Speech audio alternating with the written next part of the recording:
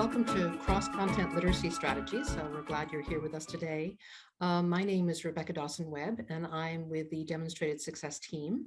And I'm really happy to be here today with Tammy Hilton, our Professional Development and School Specialist.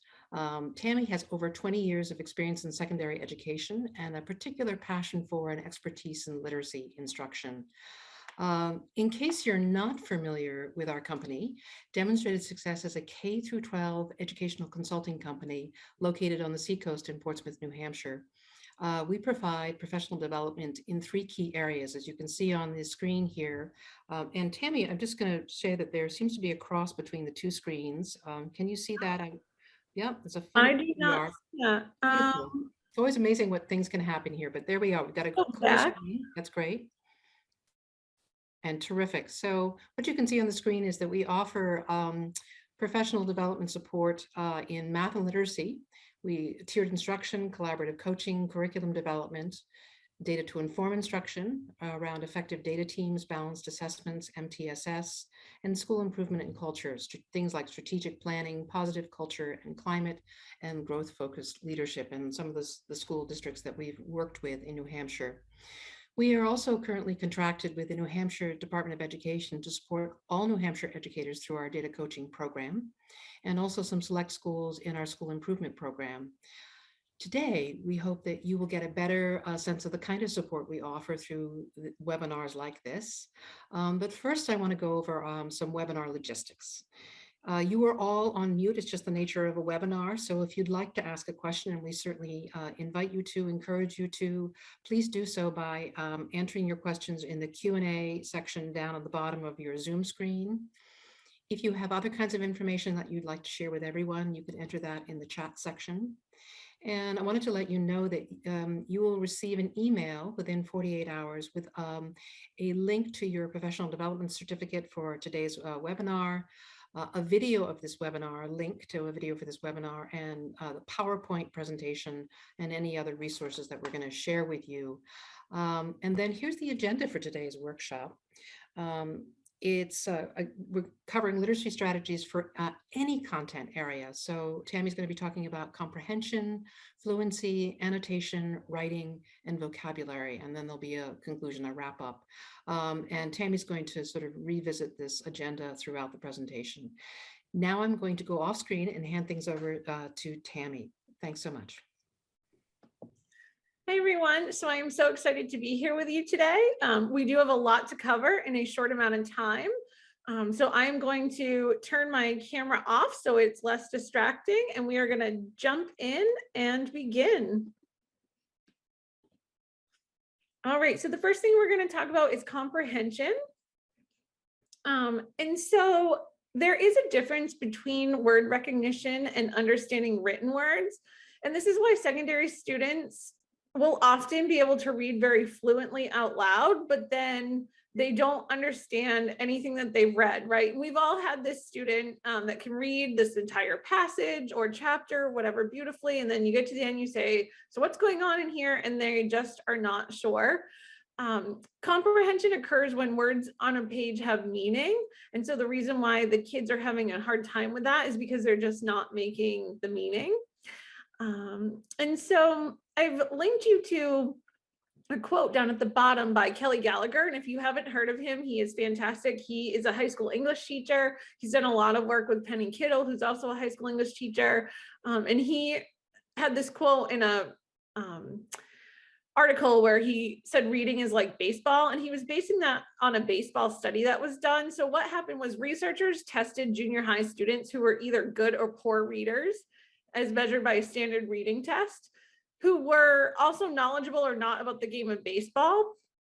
So the kids read a passage at an early 5th grade level, so it was completely accessible to them. And the passage was divided into 5 parts. And after each part, the students were asked to use a replica of a baseball field and players to reenact what they just read. So the researchers found that baseball knowledge had a huge impact on performance. Poor readers who had a high knowledge of baseball actually were able to display better comprehension than good readers with low knowledge of baseball. So they stepped back and they were like, what's going on here? So first, they realized that students who had a lot of background knowledge were able to chunk information.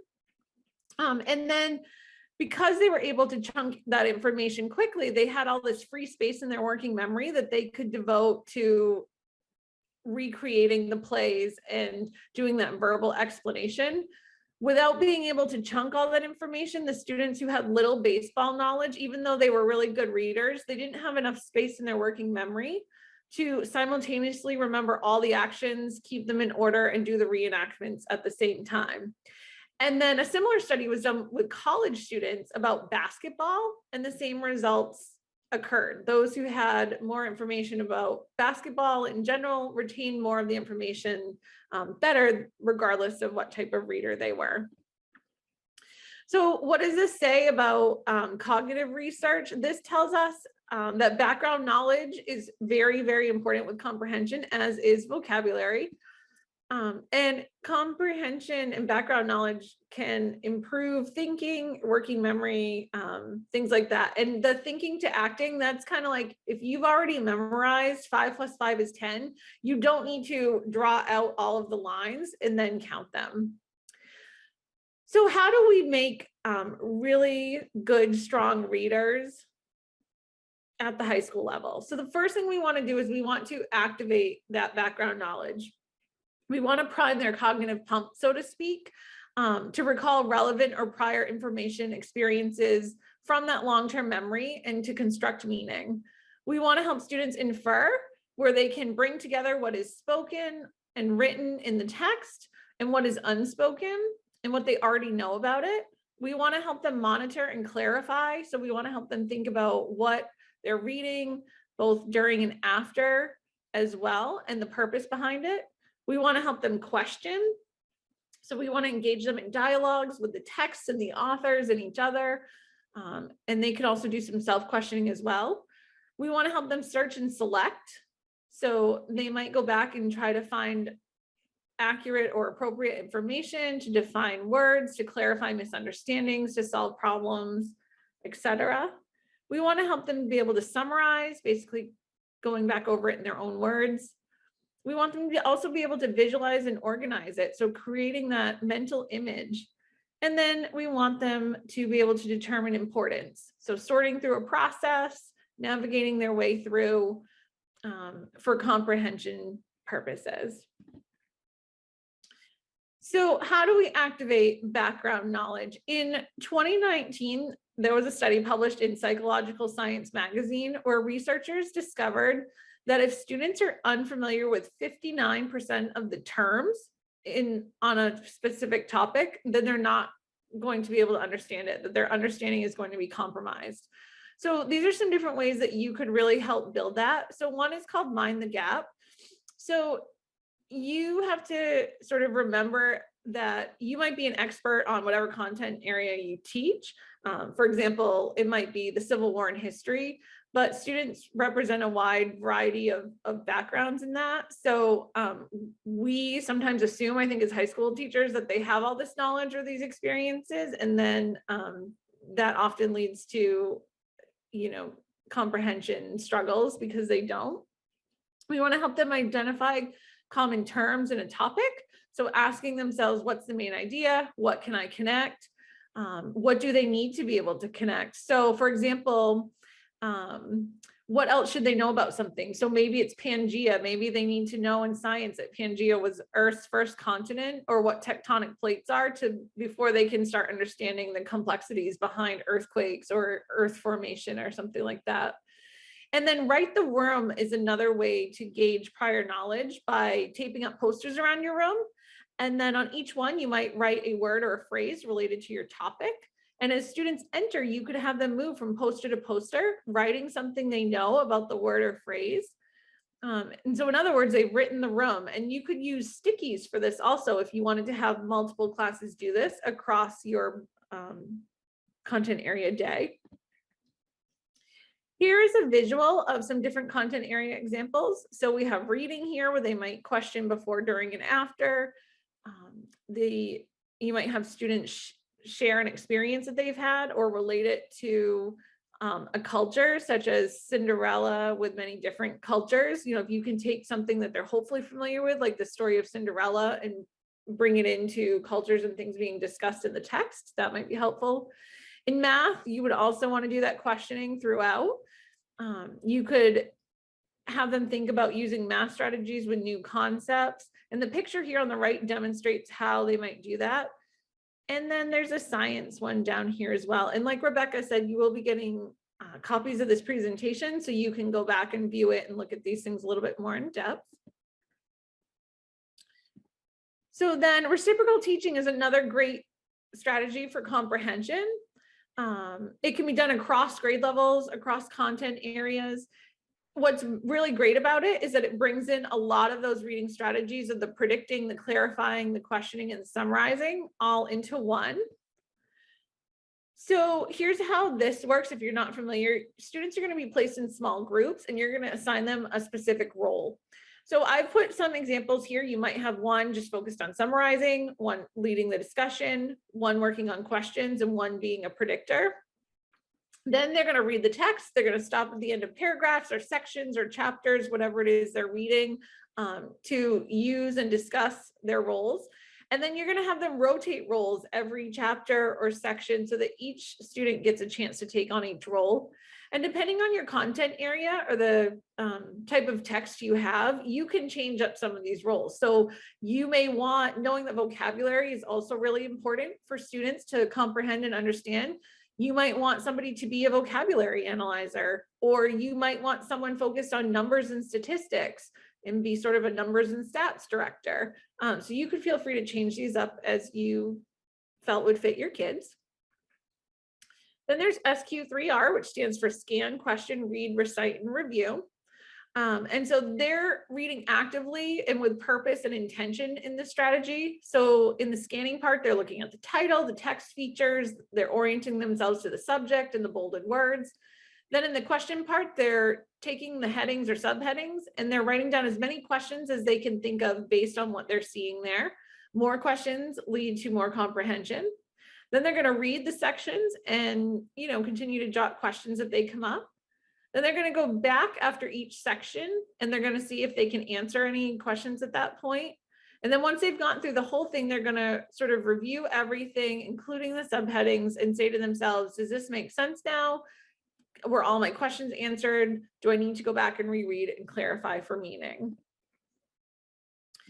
Notice and note, if you have not heard of these as a secondary teacher, these are fabulous. Kylene Beers and Robert Provost wrote books on these. There's some for fiction and nonfiction. Great, great books. Totally adaptable for any grade level or content area. So with these nonfiction ones, you're having students hone in and focus on contrasts and contradictions. So thinking about, what is the difference and why does it matter? This is going to help them see details about main idea, understand the author's purpose, make inferences, etc. Then with extreme or absolute language, they're going to think about why does the author say it like that? So this is going to tell them about point of view, purpose, author exaggeration, numbers and stats.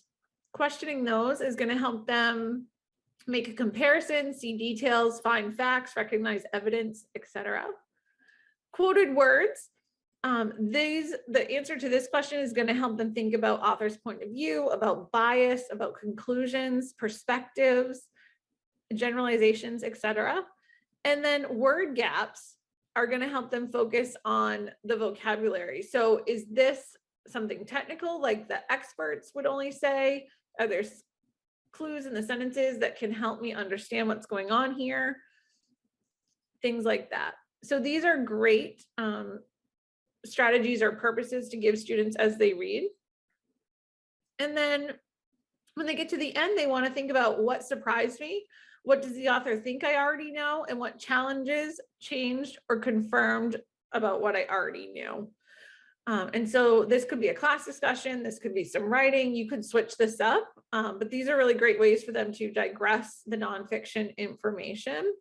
And this is also a great, we're going to talk about annotation here in a minute, but you could use some of these as annotation strategies too, having them have certain symbols to use as they go through the text. And then these are some different posters. I did include the fiction one in there because I did mention that there's also some of these for fiction, even though we focus just on the nonfiction. You might want to consider giving your students bookmarks as they read, or putting these posters up around your classroom and having them always refer back to them. Using mentor texts like picture books and short stories are great ways to demonstrate these specific elements. So you might use a picture book for just quoted words, or just numbers and statistics. And this will help model for them how to do it on their own. And I have to say, I spent a number of years as a high school teacher, and these were fabulous for my students. It really helped them hone in and focus on their reading. It gave them a purpose, and they really became better readers because of it. All right, so another comprehension strategy is a 3 reads protocol. So this is great because it's going to expose students to a text multiple times. It's going to help set that purpose. And it's going to require something different every time to bring it all together. So this is an example here. So on the first read, they might be reading for comprehension. On the second read, they might be reading for analysis. And on the third read, they might be connecting to the content. So all of those things build into each other. And then you would have an example of the text there in the middle. Now this template is something you could recreate. You could just have students take these notes on their own. You wouldn't necessarily have to print or create anything, but this just kind of gives you a sense of what it might look like. So here's a blank example with the text in the middle. This one is just a little snippet from a social studies text. And then you can see the example of how students might fill this out. And again, if you wanted it neater or bigger for students, you certainly could adapt and change this up or have them do it on their own. Here's another way you might approach it. So again, because we know vocabulary along with background knowledge is so important for comprehension, you might have them do a first read with just vocabulary in mind. Then they might read a second time for main idea, and then finally a third time for comprehension. And then this is even great for math. So you math teachers out there, there's different ways you could have students do this. So the first time around, they might be just reading it to think, what is this situation about? Specifically thinking about word problems. The second time they read, they're going to think about what quantities are there in the situation. And then the third time, they might think about mathematical questions they can ask about the situation. And then this just kind of shows you what you as the teacher would do in each one of those areas. So then a jigsaw is another comprehension strategy that works really great. It's fabulous for building background knowledge on a unit of study, helping kids understand different viewpoints on historical events, focusing on complementary or divergent concepts in a unit of study, or reviewing different aspects of a unit of study to prepare for an assessment. And so what you want to do for this is you want to put your class into small groups. Even numbers do work best. Divide your content into smaller chunks. So give the same number as there are students in a group, and then assign one chunk of each content to each person in the jigsaw. So they're going to study it. They're going to work as expert area groups, and then you're going to switch them up so that they can teach each other and take notes on the new information. Now, chunks can be handouts. They can be sections of text. They can be online resources. Examples might be, if you're a history teacher, types of government. So you might give kids a text and you might make one group a democracy group. One group's reading about communism, one group's reading about theocracies, and one group might be reading about monarchies. And then they'll read, they'll become experts on their area, and then you'll jigsaw them up to teach and learn from each other. All right, so the next section is fluency, and this one is very short, but I did want to mention it just because we're talking literacy. So fluency, while we tend to not think of it as high school teachers, it is really important, especially if we have ESL or ELL students.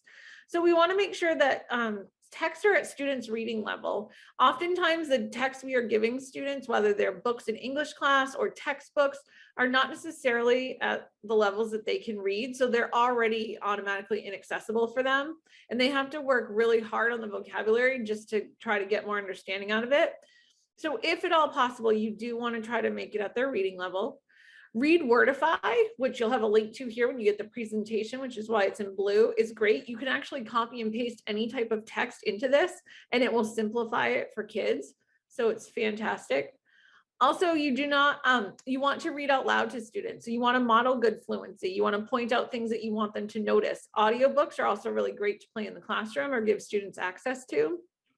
And then studies have found that we should not be doing popcorn reading or round robin reading or popsicle stick reading or whatever it might be. These can actually stigmatize poor readers, weaken their comprehension, and actually sabotage fluency and pronunciation. So instead, we want to do things like silent reading, repeated reading. You could do closed reading, some of those types of strategies. All right, so now we're going to launch into annotation. So annotation is super important, no matter if we're an English teacher, a science teacher, a math teacher, whatever content we teach. This helps to promote active reading. So it's going to give students an opportunity to become more aware of their thinking process. And when they're actively reading, they're making sense of ideas, they're making connection, and they're understanding the information presented a lot better. Annotation also helps students improve their writing. So they note deeper meanings, they keep records of thoughts and text evidence. Because they're annotating, they actually have to slow down their reading and become more active. They have that purpose. So again, if you wanted to have them annotate with just the notice and note sections that we talked about a few minutes ago, that would be a strategy. It also helps them record their thoughts and comprehend in a much deeper and better way. And then because of that, it's changing their comprehension. So it's helping them hone in and think about things like author's craft, writing techniques. And then it's teaching reading as a process. So annotating helps them flexibly apply different ways of thinking. And they're combining writing to learn strategies to become a more sophisticated reader. So sketchnoting is a great way to do this. So if we think about sketchnoting, we have the visual and the note taking. These help strengthen memory, embrace design, it allows for creativity, etc. So I'm going to show you this quick video. It's about 1.5 minutes long about sketchnoting and the power of sketchnoting in the classroom.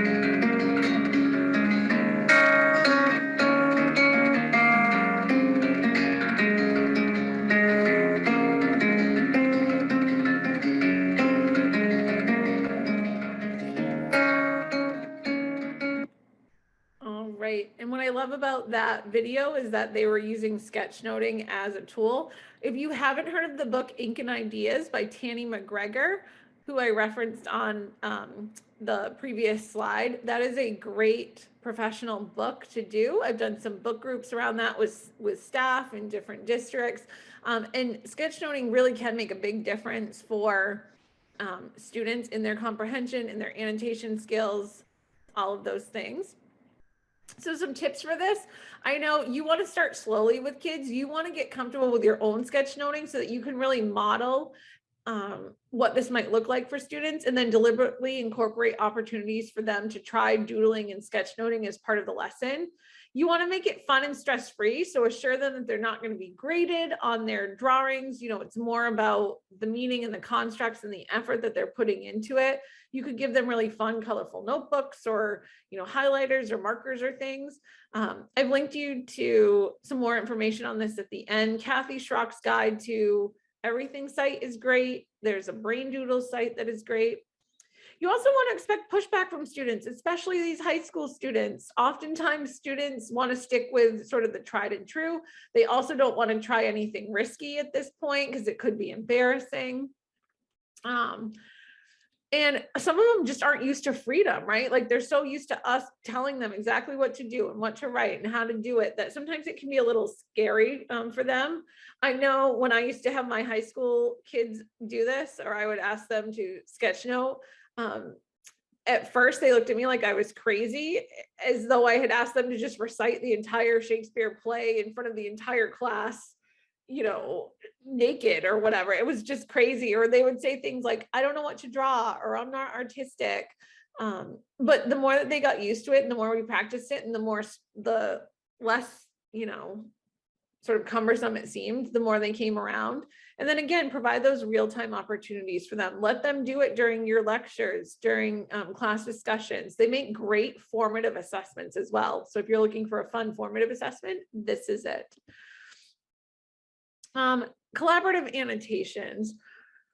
So collaborative annotations are great because they help foster this critical thinking, and they have they promote a deeper understanding of the text for kids.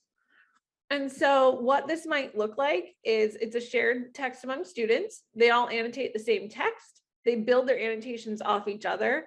They help identify similarities, questions, and inspiration. What you want to do is try to encourage them to do 2 responses and 1 question in their reactions to their peers. And then at the end, each student leaves with a collection of annotations that shows different varieties of reading and thinking. So here's a visual example.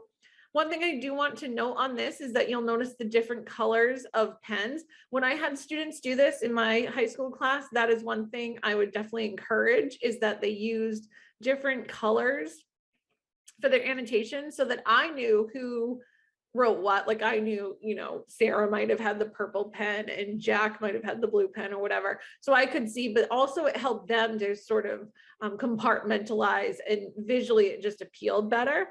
So I would definitely suggest that if you're going to try this strategy. So for writing, so these are the profile of a proficient writer in high school. So these are all the things that we need kids at this level to be able to do. These all come directly from the Common Core. We know that writing ability is often tied in with reading comprehension as well as analytical skills. And if students have deficits in either of those areas, then they often struggle with writing as well. So tips to build writers, we want to provide mentored text. So we want to find or create models or kinds of writing that we want our students to produce. We might want to discuss the sample by prompting students to attend to certain things like the craft or the style throughout the piece. We want to give them more authentic writing experiences throughout high school as well. So we want to make sure that the writing assignments are authentic with realistic, sort of real world communicative goals, that they're true to life audiences, that they're not just writing for us as the classroom teacher. So examples might include, you know, travel or restaurant blogs, movie, TV, or song reviews, social media posts, anything like that that they might do. And we know that high school students will appreciate this, because how often do your high school students say, when am I ever going to use this? Why do I need this? Right? I'm sure you all know what I'm talking about. I know I heard that very often when I was in the high school classroom. There's also another great book called The Writing Revolution, a guide to advancing thinking through writing in all subjects and grades. And so the authors of this said that writing and content knowledge are intimately related. You can't write well about something you don't know well. The more students know about a topic before they begin to write, the better they're able to write about it. So just like we talked about with reading comprehension, with writing, it's also really helpful to have that background knowledge for kids when they go into their writing. So some knowledge building activities could include field trips, documentaries, TED Talks, interviews, authentic and engaging audio visuals, anything like that. You might ask them to also publish their writing. Again, not just publishing it for you, printing it off, in the computer lab or in your classroom and handing it in, but publishing it for an audience. So they could publish it online. They could publish it in a school newspaper. It could be part of a class or community newsletter, anything like that, where they feel like it's a little bit more authentic and realistic. Then you want to offer free choice writing as much as possible. So sometimes kids, like with reading, they just need time to write. They need a space to write and read in an unstructured way. They need to be able to get their ideas down, to embrace their work or creativity and all the thoughts that are running through their mind. And then another big thing for high school students that sometimes is overlooked or we don't tend to think about is that we need to teach students the writing process itself. So yes, they've probably seen a version of this where these are all the different steps of the process. And we feel like they've been told this every single year from the time that they started kindergarten, but oftentimes they either haven't retained it, they don't understand it. It's just kind of that thing, like they've heard it, but they're not really sure. They just know it's a thing. For example, I always found that my high school students often really struggled with the difference between editing and revising. So that was one thing that, I constantly had to sort of remind them about going back to that and what those differences were. They need time to go through each one of these stages. I know as high school teachers, we tend to say, okay, you're going to write a paper about this topic and, I'm going to give you 3 days to do it. And it needs to be 5 pages long. But we really need to give them more time to guide them through these, to model what this looks like using our own writing or mentor text and what this really looks like at each stage.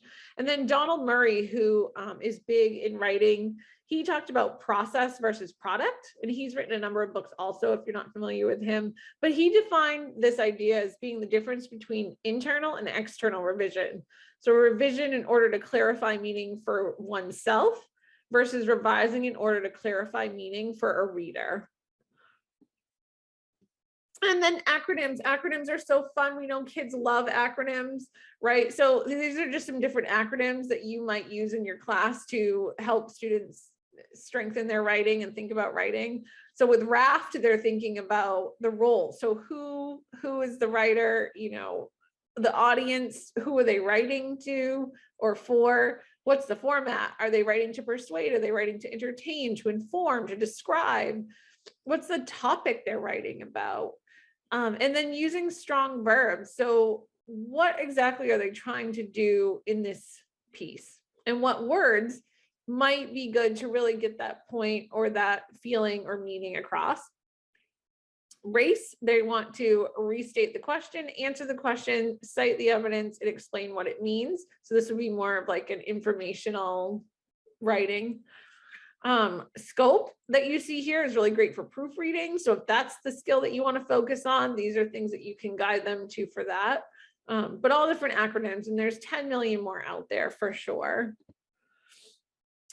And then vocabulary. So here's some quotes from different people in the vocabulary field. So W.B. Elley, he is in the Reading Hall of Fame. He is a researcher in literacy and he has written numerous books. He is from New Zealand, so we don't often hear about him as much, but he is definitely an important literacy guru out there. Johnson O'Connor, that you see a quote from here in the middle, he's most remembered as a pioneer in the study of aptitude testing, and he's also an advocate on the importance of vocabulary for students. And then the last two that you see down there, A. Draper and G. Moeller, they were researchers and neuroscientists, and they studied about the brain's ability to learn and retain information and vocabulary. So here's what works and here's what doesn't work. So what does not work is having kids just copy words from a dictionary or giving them weekly word lists or teaching vocab in isolation where it has no meaning or context to it at all. This all builds to passive learning. Really what we're doing when we give kids these types of strategies is we're just seeing really how much they can remember. So, here's your SAT list, kids. it's Monday, I need you to study this, and you're gonna have a quiz over these 25 words at the end of the week. Make sure you study, right? We're really just testing their information, their ability to memorize. Whereas what we want to do, if we really want them to retain this, is we want to give them multiple and various exposures to words. We want to teach those words in context. We want to use them throughout the day. We want to let them sometimes choose the words they don't know. So that's why some of those strategies we talked about earlier, where kids are maybe writing questions or thinking about vocabulary with the notice and note, what is unfamiliar to them, because and this helps with differentiation as well. And then focusing on the root words. So make sure that the word choice by you as the teacher or the student is meaningful, intentional, and has a specific purpose. And then here's some other ways that we can really help build vocabulary that are research-based proven methods. So we want to direct instruct them. We want to explicitly teach these carefully selected words. And it's usually best to pre-teach vocabulary before reading. Again, we want to expose them to a number of texts, which exposes them to a number of words. Not necessarily high in frequency, but definitely high in important meaning. We want to do the words in context. So the two best ways I can think of is reading and discussing books. And then again, just books. James Dashner, author of The Maze Runner, said in any subject, words are more important than anything else. And we saw that at the beginning when we talked about comprehension. They need that background knowledge and they need the vocab. So some ways to do this. So graffiti walls, these are actually a cooperative engagement strategy. They're great. You can see an example of one here. These can help students with that prior knowledge, with reasoning and problem solving, to exhibit comprehension. It sort of helps them see and hear each other's words. You could also color code them. So words in red might be words that they don't understand. Yellow words, like you see here, might be words that they were familiar with, but they didn't quite understand or couldn't explain it yet. And then green words might be that they can explain them in detail or they're confident with the word. So they incorporate pictures and words. They're great to use before, during, and after reading. They're very similar to a Freyer model concept, except you add a little bit more of that visual conceptualization. And then here's some content area examples. So we can see a couple of math ones here on the left and in the middle. And then on the right, we have the force of motion, where students have put some words together there. They're also great for other things. You can use them to spark discussions. So you can put a term or a phrase in the middle and have kids write all around it, kind of like the write the room strategy we talked about in the beginning. You can use them for quotes. There's a geography example. There's pictures of different states and kids have written information all around the states. We could also do this strategy here with the vocabulary frame. So this really helps take that traditional method of vocabulary words on index cards and creating frames around them to develop their own understanding, incorporating visuals, writing sentences, and coming up with meanings or examples or different things. And then vocabulary paint chips is really great. So these help students make meaning. It helps them see subtle differences. It helps them think about vocabulary on a continuum, and it helps group by word families as well. So this video here is about a minute long. So we're just going to see this high school teacher's version of this, and then we'll wrap up.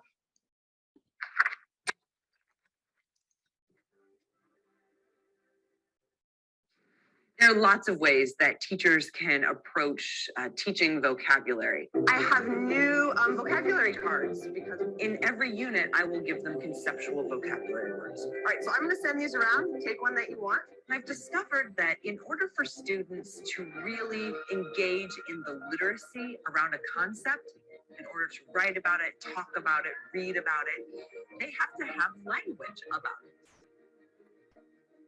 This particular strategy is taking paint chips and taking the vocabulary word and putting it on one shade of the paint color, and then putting different versions of the word, and then finally synonyms of the word on that paint chip. Okay, so those are coming around. Every time they use that word or any of the words on that paint chip during class, they have a little sticker and they get to post it on the wall on their way out. I want to read them and I want you to say them back to me, because I am afraid that if you get a word that you don't know how to pronounce, that you're going to be a little self-conscious. And even though you think you might want to use the word, you might not raise your hand and do it. All right, so here we go. Juxtaposition. Juxtaposition. Dichotomy. Dichotomy. And two of my classes this semester are having a little competition with each other to see who can fill up their white poster the fastest. Bragging rights. They win bragging rights. And I think that the correct teacher response, of course, would be that they win more robust vocabulary. All right, so that just gives you an example of ways you can do it. Kids love competition, so I would definitely suggest doing this in competition across your classes or across your contents or teams. They really do love this. And this is another strategy that I used to use with my kids when I was in the high school classroom, and it definitely was helpful for them. Sometimes they even use these paint chips as as bookmarks when they read. They might just write down vocabulary as they came across it, and then sort of contextualize where it fit and how it worked. So before we go, I just want to point out, you are going to have this presentation again, like Rebecca said, and you're going to have all of these are links. So I've linked you to some of the names we talked about with the Kylene Beers and Robert Provost. They're the Notice and Note people. Penny Kittle and Kelly Gallagher are great ones. And then I've linked you to some writing and fluency strategies, as well as that baseball experiment we talked about, and a little bit more information on comprehension. So I'm going to turn things back over to Rebecca for some final thoughts. Hi there, everyone. Tammy, first a question that was in the Q&A about whether you go into schools and help guide teachers with literacy strategies. Yes, I definitely do. I'll turn my camera back on for a second here. Thank you all so much. I know that was a lot to cover in a short amount of time. I do come into schools. I love coming into schools, actually. It's one of my favorite parts of this job. And I've had a lot of years of experience as an instructional strategist and coach as well in other districts prior to coming to Demonstrated Success. So if any of these strategies or anything that you would love to know more about, we could spend days on each one of these sections. Definitely feel free to reach out and let me know. Great question. Thank you, Rebecca. So thank you, Tammy, for the great strategies that you shared today to support cross-content literacy. And thank you to all of you. I'm going to come off of my, so you can see me again as well. Hi there, everyone. And thank you to all of you who were able to join us today, and we hope you found it worthwhile. As Tammy said, in 48 hours, you'll be receiving an email with all of this information that was shared today. And if you're looking for more resources, we invite you to go to the Demonstrated Success to YouTube and search Demonstrated Success, and you'll find there hundreds of instructional videos posted there that are ranging from how to use data to tips for self-care for educators. So I just encourage you to go there. It's a great resource. If you have any additional questions, Tammy, if you don't mind just going to the next slide, you'll see at the bottom here, Tammy's contact information, and also Karen Mazzo, she's the director of our professional development. They would be happy to answer any of your questions. So feel free to email them or give them a call. Thank you again, all of you, for joining us. And we hope we have the opportunity to connect with you again. Happy holidays.